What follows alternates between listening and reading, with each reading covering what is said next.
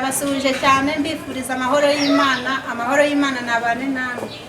Dushima Imana yaturinze ikarinda igihugu cyacu, ikarinda Afrika, ikarinda isi yose.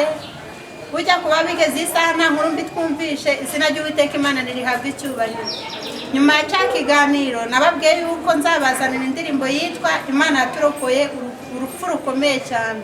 Uyu munsi rero twaje turi kuyiririmba turi nka famiye, twizere yuko iri bubafashe dukomeze kujya dufatanya guhimbaza Imana nitugirire neza cyane.